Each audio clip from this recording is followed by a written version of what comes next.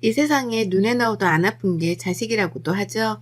누구나 그런 마음은 마찬가지로 생각합니다. 하지만 이런 마음을 안 먹는 부모들도 있다고 하죠. 오늘 제가 여러분들께 소개하고 싶은 사연은 바로 자식에 관련된 이야기인데요. 바로 저희 시누이 이야기를 해보려고 합니다. 안녕하세요.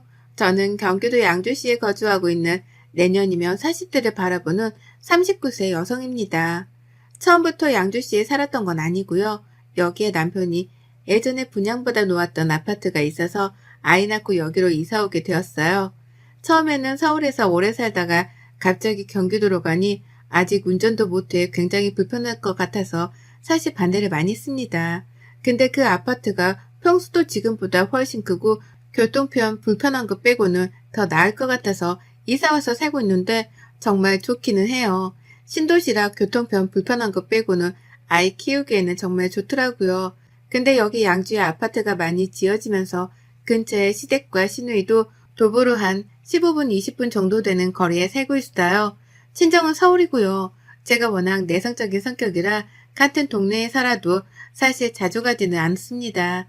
부르시면 가고 누구 생일이나 생신 때 가는 정도지 남편도 시댁에 가자는 말을 잘 안 해서 그나마 다행이라고 생각하고 살고 있답니다. 남편한테는 15살 정도 어린 여동생이 하나 있는데요. 바로 신우입니다. 남편과 저도 한 5년 정도 연애하다가 결혼한 케이스라 여동생이 있는 건 알았지만 나이 차이가 많이 나던지라 교류가 많이 없다고 하더라고요. 그리고 저희가 결혼하고 나서 우리가 허니문 베이비로 아이가 생기고 지금 초등학생 3학년이랍니다. 첫 손주라 친가 외가에서 사랑을 듬뿍 받고 자란 아이랍니다. 그렇게 제 결혼 생활은 무탈이 아주 평범하게 살고 있다고 생각했습니다. 저는 집에서 일하는 프리랜서라 아이를 보는 데 있어 조금 더 자유로운 편이고 남편의 회사도 워라밸이 있는 곳이라 주말에는 꼭 쉬고 야근은 2달에 한 번 할까 말까 정도인데요. 그래서 남편도 요가 참여도가 굉장히 높은 편입니다. 그래서 사실 이 정도면 결혼해서 사는 지금이 가장 행복할 때라고 생각했습니다. 다들 아시겠지만 결혼은 연애 때와는 완전 다르잖아요. 연애는 정말 우리 둘만 생각하면 되겠지만 결혼은 양가 집안이 어울려서 해야 하는 것도 있고 생각보다 많은 희생이 필요한 게 전 결혼이라고 생각했습니다. 물론 남자 여자 둘 다요. 저의 이런 평범한 일상을 깬 건 다름 아닌 15살 어린 신우였습니다. 제가 알기로는 원래 직장이 멀어 그쪽에서 자취하고 있었는데 어느 날 연락이 잘 안 돼 시부모님이 신우이네에 갔을 때 함께 회사 다니는 남자친구와 동거 그리고 임신 6주 된 아이까지 있었다고 해요. 그 자리에서 시어머니는 거의 실신할 뻔했고 시아버지는 안 태우던 담배를 피실 정도로 집안이 아수라장이 된 적이 있어요. 시댁에서는 남자 쪽이 별 볼 일 없다고 아이를 포기하라고 했지만 신우는 싫다고 강력하게 바라는 바람에 결국에는 둘이 결혼하게 되었습니다. 신우이 매제 둘 다 동갑이고 또 그 매제는 신우이보다 일한 지도 더 얼마 안 돼서 둘 다 월급도 굉장히 작았던 편이라 시댁 근처에 작은 평수 전셋집을 얻어주고 매제는 시아버지 친구분의 회사에 들어가서 일을 하기로 했다고 했습니다. 거기까지는 솔직히 아직 둘 다 어리니까 그럴 수 있다고 생각했는데요. 저는 놀라기는 했지만 나이는 어리지만 둘 다 성인이고 충분히 아이를 만든 일을 했으면 책임지는 게 맞다고 생각해서 결혼하는 게 당연하다고 생각했습니다. 그래서 신우이 출산할 때 아이용품 사는데 보태라고 현금이랑 정말 좋은 유모차도 선물해주고요. 조카 100일 때도 현금이랑 전동차까지 선물했습니다. 남편이 여동생이 아직 나이가 어려서 자기가 많이 그동안 못 챙겨준 것 같다고 결혼할 때 마음이 아프다고 결혼해서 잘 챙겨주고 싶다고 하길래 뭐 당연히 그러라고 했습니다. 저도 그렇게 주는 게 마음이 더 편하다고 생각하기도 했고요. 그런데 어느 날부터인가 신우이가 밖으로 겉돌기 시작했던 것 같습니다. 시어머니가 가까이 사니 아이를 맡겨두고 하루 종일 집에 들어오지도 않고 PC방에 가 있고 친구들 만나서 외박까지 하고 와서 매제랑 그것 때문에 엄청 싸우고 사내만에 했다고 할 정도였으니까요. 그때마다 시댁에서는 아직 애가 어려서 그런지 이해해달라 자기가 타야 되겠다면서 매일같이 100일 된 아이를 봐주시더라고요. 제가 보는 게 아니니까 시어머니가 딸 손주 봐주는 건 뭐 상관없다고 생각했습니다. 근데 신우이가 그 이후에도 계속 삐뚤게 나가는 모습이 보였고 참다 못한 매제가 더 이상 못 살겠다면서 집을 나갔다고 해요. 그래서 네가 진짜 이렇게 애도 안 보고 자꾸만 나가서 겉돌 거면 찾지 말라고 하고 나갔다는데 신우이는 자기 남편이 나가는데도 알아서 하라고 하고 자기 노는 것만 중요하게 여기더라고요. 물론 아직 나이가 어리니까 놀고 싶은 마음 너무 이해합니다. 왜 이해하지 못하겠어요. 저도 그런 시절이 있었는걸요. 근데 이제는 엄마잖아요. 아직 아이가 많이 어린데 엄마 손길이 필요하잖아요. 100일밖에 안 되었는데. 근데 시어머니가 거의 손주 엄마처럼 하고 계시니 그것도 보기가 좀 그렇더라고요. 남편은 자기도 놀고 싶어 그러니 좀 참으라고 매제한테 말했다는데 매제가 그 말을 듣겠냐고요. 저 같아도 저는 열심히 나가서 가족을 위해서 돈 벌고 집에 들어오면 와이프도 자식도 없고 집은 개판 5분 전이면 솔직히 저라도 집 나가고 싶을 것 같아요. 그 뒤로 신우이는 집에 안 들어온 날이 더 많았고 심지어는 어디서 뭘 하면서 사는지 모를 정도일 때가 더 많았어요. 그러다 일주일 정도 지나면 들어와서 애기 좀 보다가 다시 또 나가고를 반복하니 시어머니도 안 되겠다 싶었는지 신우이네 가서 아이를 던져두고 네가 알아서 하라고 왔다는데 또 어떻게 하나 볼까 싶어서 집 앞에서 몰래 지켜보셨는데 신우이가 아이만 집에다 두고 그대로 나왔더라니까요. 시어머니가 놀라서 빨리 가서 애를 다시 데리고 왔다는데 저도 아이 엄마지만 신우 같은 엄마가 있을까 싶더라고요. 이때까지 사실 저한테는 불똥이 튀겠어 싶었어요. 아직 시어머니가 젊으신 편이고 뭐 시댁에 못 사는 편은 아니라 신우의 자식 정도면 충분히 케어하실 수 있다고 생각했거든요. 근데 갑자기 시어머니가 허리 디스크가 파열돼 수술을 받아야 하는 상황이 생기면서 시아버지는 베이비시터를 고용하자고 했지만 시어머니는 그건 안 된다며 남편에게 말해서 제가 잠깐만 봐줄 수는 없겠냐 물어보라고 하셨다고 하더라고요. 처음에 저는 저희 아이 키우는 것도 바쁜데 아무리 조카여도 내가 데리고 있는 게 맞나 싶었지만 아이도 너무 불쌍하고 시어머니도 아이 보시다가 그렇게 된 거니 수술하고 좀 나으실 때까지만 제가 케어하기로 했습니다. 진행했던 일을 잠시 멈추고 오랜만에 100일 된 아이를 보는데 둘째 생각도 나고 또 조카가 너무 순둥해서 진짜 찡찡거리며 우는 일도 없더라고요. 그래서 보기가 정말 수월했던 것 같습니다. 근데 아이도 엄마의 품을 찾는지 저녁 때 잠자려고만 하면 마지 울더라고요. 잠투정하다가 잠이 한번 들면 잘 안 깨기는 하는데 자꾸만 져서 물려고 하는 건지 가슴 쪽으로 파고들어 오는데 마음이 짠하더라고요. 제가 정말 남의 일에 관여를 잘 안 하는 편인데 결혼하고 처음으로 아이 사진과 신우에게 장문의 카톡을 보냈어요. 아이가 엄마를 찾는 것 같다. 어린 나이에 결혼해서 아가씨 힘든 거 가족들 전부 다 안다. 그래도 이렇게 집에도 안 들어오고 그러면 가족들도 다 걱정하고 어머님도 지금 허리 디스크 수술을 하셔야 할 정도다. 문자 보면 집으로 들어오라고 정말 마음을 담아서 보냈습니다. 다음날 확인한 것 같던데 답장을 따로 보내지는 않더라고요. 그러고 며칠 뒤에 초인종이 울려 나가보니 신우이더라고요. 내 문자를 보고 좀 정신을 차렸나 싶어서 빨리 들어오라고 했죠.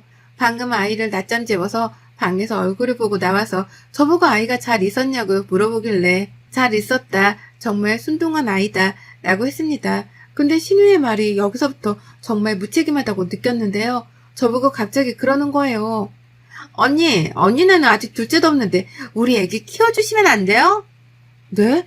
아니 아가씨 무슨 소리를 하시는 거예요. 아빠도 있고 엄마도 있는데 내가 왜 조카를 키워요. 이제 더 이상 걔랑은 안 살 거고 저 새롭게 시작하고 싶어요. 여기서 새롭게 못 시작하면 제 나이가 너무 아깝잖아요. 근데 아이가 있으면 어떻게 제가 취업을 하고 다른 사람을 만나서 온전한 가정을 꾸리겠어요. 아가씨, 그래도 그건 아니에요. 요새도 아이 있어도 다 좋은 사람 만날 수 있고 나중에 아가씨가 후회할 건 생각 안 해요? 이 아이가 정말 자기를 낳아준 엄마 아빠가 제가 아니라고 생각해봐요. 어떻겠어요, 마음이. 평생 말 안 하면 되잖아요, 언니가. 그건 하여튼 말이 안 되는 얘기고 그렇게 할 거면 나이 못 보니까 데리고 가요. 알았어요. 엄마 낳는 대로 다시 올게요. 하며 후다닥 나가더라고요. 그 이야기를 듣는데 신우이는 정말 진짜 모성애가 1도 없어 보였다고 해야 할까요?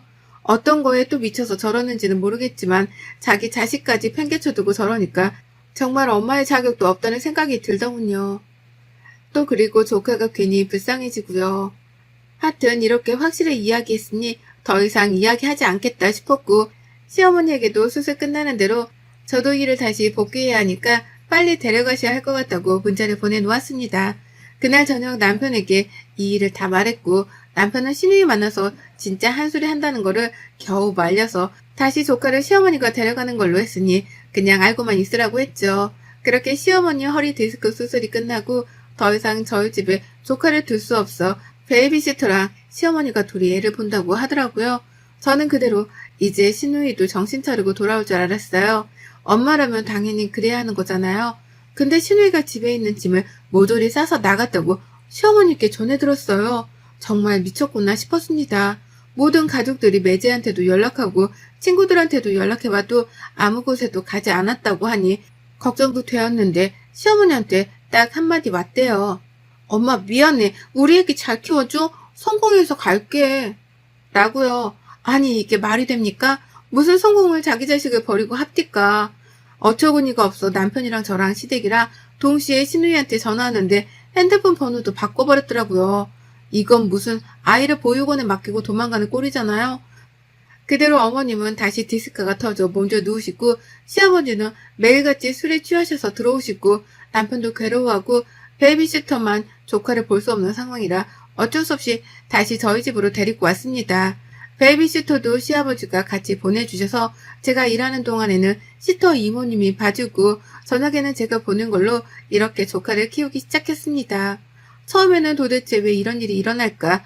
나한테 왜 이런 일이 일어났을까? 싶더라고요.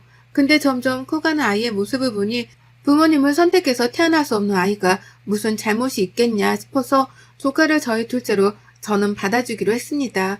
호적의 문제는 둘째치고 할머니, 할아버지 손에서 자라는 것보다 차라리 저랑 남편 손에서 자라는 아이가 더 낫다고 판단했습니다. 저는 정말 이성적인 사람이었는데 이번 일은 그럴 수가 없겠더라고요. 마음을 먹고 시댁에 가서 조카를 둘째로 입양해서 키우려고 한다. 입양은 거창한 말이고 그냥 저희 집에서 저희 아이랑 동생처럼 같이 키우고 싶다라고 하니 시아버지, 시어머니가 제 말을 듣고 우시더라고요.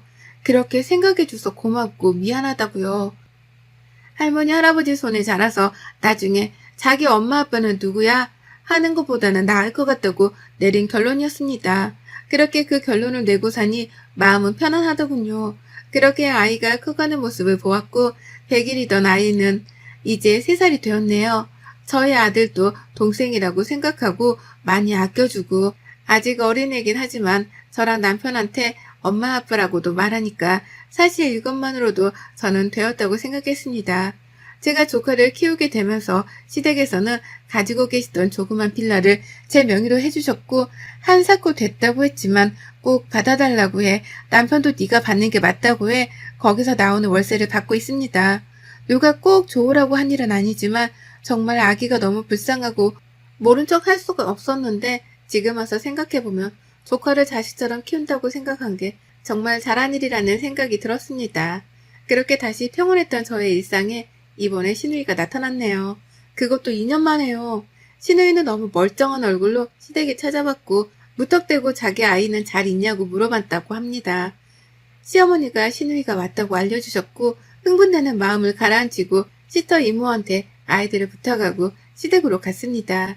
시누이는 저를 보더니 언니 잘 지냈냐면서 언니 선물도 사왔다고 웃으며 말을 하는데 정말 귀싸대기를 한 대 날려주고 싶었습니다. 그러면서 자기 아이는 어디 있냐고 얼마나 컸냐고 너무 보고 싶었다고 해서 제가 한마디 해줬습니다. 아가씨 아이 없어요. 버리고 갔잖아요. 버리고 간 엄마가 왜 이제 와서 아이를 찾아요? 언니 버리다니요. 잠깐 맡긴 거죠. 어떻게 부모가 자식을 버려요? 그건 버린 거죠. 문자 하나 남겨두고 짐 싸서 나간 걸 버린 거라고 해요. 언니 그만하고 우리 아이 어딨어요? 라고 물어보길래 시어머니가 안 되겠다 싶어서 입양 보냈어 라고 하시더라고요. 저도 그렇게 말씀하실 줄은 몰라서 아무 말 안 하고 잠자고 있었더니 갑자기 시누이가 소리를 지르면서 그게 무슨 말이냐면서 엄마가 있는데 왜 입양을 보내냐고 엄마가 사람이냐면서 쌩 난리를 치는데 보다 못해 시어머니가 있는 앞에서 제가 시누이 뺨을 정말 세게 고개가 돌아갈 정도로 쳤습니다. 거기 있는 사람들이 다 놀랐고 자식 버린 어미가 무슨 낯짝이 두꺼워서 이딴 행동을 해? 너 진짜 뻔뻔함의 극치를 넘어섰구나? 언니, 이게 뭐 하는 짓이에요? 라고 하길래 한 대 더 올리며 뭐? 뭐 하는 짓? 너 그동안 내가 오냐 오냐 하니까 내가 호구 같았지? 네 아이 버리고 가서 지금 뭐 하는 행패야? 버린 게 아니라 잠깐 맡긴 거라고요. 너는 애가 물건이냐? 맡기고 다시 찾아가려고 하게. 여기가 뭐 전당포야? 말 똑바로 해? 그제서야 신우이는 기어가는 목소리로 애가 보고 싶어 찾아왔다고 말했고, 저는 애를 볼 자격도 없는 게 2년 만에 나타나서 애 어딨냐고 물어보는 거냐고. 너는 평생 애 볼 생각하지 말고 다시 집 나가서 네 인생 살라고 했습니다. 그대로 주저앉아서 울고 불고 때를 쓰길래 더 이상 안 될 것 같아 이번에는 변기물을 양동이에 받아서 그대로 신우이한테 뿌렸어요. 그대로 신우이는 소리를 지르면서 뭐 하는 짓이냐고 울길래 너 왜 자꾸 여기 와서 행패야? 너 뭐 깡패야? 왜 난리야 자꾸. 너 나가고 여기 있는 가족들은 생각도 안 해? 근데 뭐 선물을 사와? 얘를 잠깐 맡긴 거야? 여기가 보육원이냐? 언니, 내가 그때는 잠깐 미쳤었나 봐요.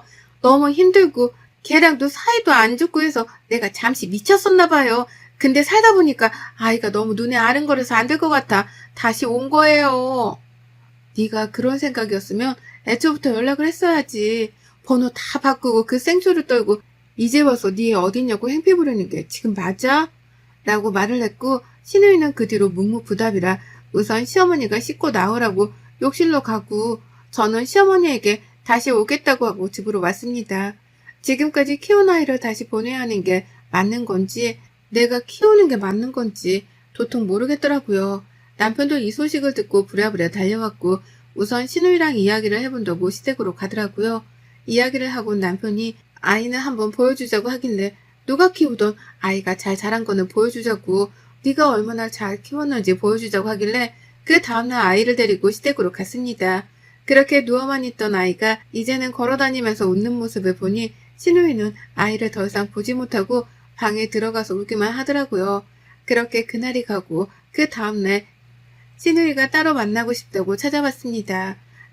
나간 자리에서 신우이는 저에게 펑펑 울며 정말 미안하다고 용서해달라고 빌었습니다. 자기가 정말 미쳤었다며 그러면 안 됐었지만 그때는 아이가 너무 믿고 내 인생을 망가뜨린 것 같았는데 살면서 그게 아니었다며 늘 마음속에 아이가 태어난 사진 한 장을 품에 안고 살았다고요. 그래서 제가 어떻게 하고 싶냐고 물어보니 아이를 자기가 키우고 싶지만 이렇게 잘 커준 아이를 보니 자기가 그만큼 잘 키울 수 없을 것 같아 그냥 다시 있던 대로 가겠다고 말하더라고요. 그렇게 하라고 하고 저는 먼저 나왔습니다. 그 말을 들으면서도 마음이 불편했던 저는 어떻게 하는 게 맞는 건지 도무지 결론이 서지 않았고 그렇게 꼬박 밤을 지새우고 내린 결정은 이거였습니다. 아이를 다시 엄마한테 돌려보내는 일, 딱 이거였습니다. 제가 우리 자식이라고 생각하고 키우자고 마음먹었지만 그래도 아가씨가 친엄마고 이제 준비가 되었다면 당연히 부모한테 가는 게 맞다고 생각했거든요. 그렇게 저는 2년을 내 자식처럼 키운 아이를 다시 신우에게 아이가 좋아하는 장난감, 옷 이런 걸 다 건네주었습니다. 보내면서 한참 울었네요.